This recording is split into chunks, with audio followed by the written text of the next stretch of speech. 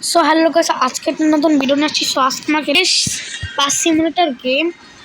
তো দেখো আমার বাসটা আমি দেখাই ফ্রি ফ্রম না, আমার কেরিয়ারে আমরা অবশ্যই বাংলাদেশ নিব।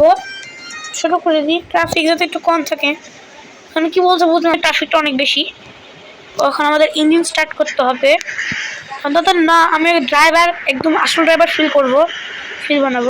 ডান স্টার্ট।